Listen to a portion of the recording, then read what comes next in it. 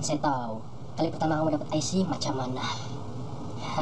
Mesti perasaan kamu excited, teruja, gembira, Happy, bangga, semangat, rajin, gila, apa gitu?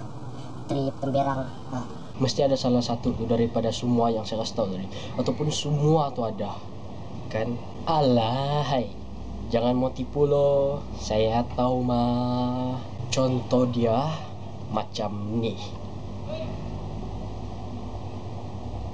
Hai, macam nih. Hai, macam nih. Woi, macam nih.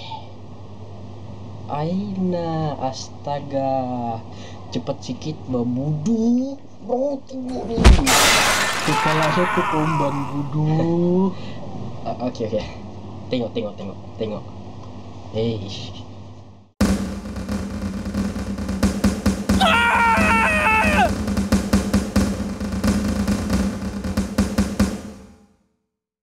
Yes, saya ada isi sudah. Wow, syok oh, tengok. Kau ada? Tidak, memanglah bah. Kau masih budak kecil, tidak tahu apa-apa. Itulah tidak. Astaga, temberangnya sana boy, temberang kau. Pukul kau boy, pukul kau. Wow, I see. Tengok. Ish, tamak. Tamaha.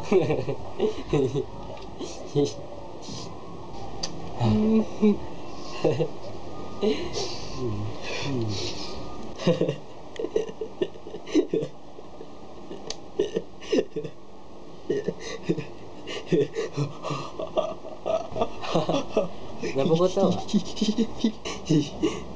Saya ada IC. Pasal lu pun mau ketawa? Iyalah bah. Kenapa? Apa dia lucu dia? Pasal apa? Kenapa? Sebab saya gila.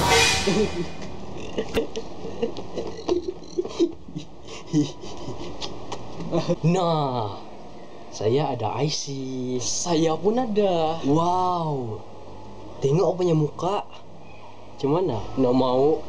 Saya malu. Okeylah. Kita tengok sama-sama.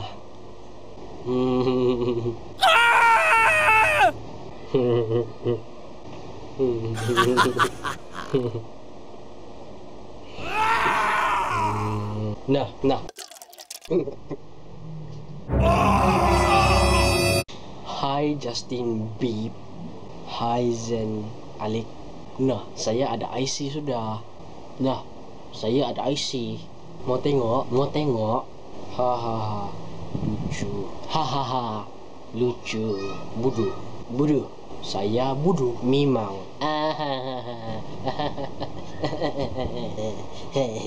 Gila. Hahaha. Gila. Jangan ikut bah. Saya gila.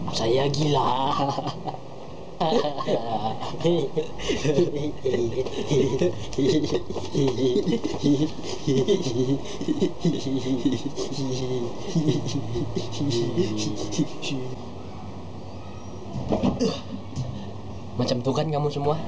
Saya tahu mah. Kau pun gitu kan dulu, Kle. Diam-diam babudu. Ketua ayam lah.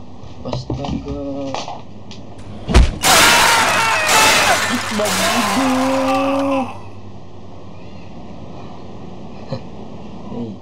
Okeylah, sampai sini saja kita punya segmen hari ini. Video, okey. Sebarang pertanyaan, kalau kamu mau tanya permintaan gak apa-apa semua yang membuat video apa mau lagi lepas ni, komen di bawah nih, komen lah. Oke, jangan lupa subscribe juga, subscribe Mr. Clary. Oke.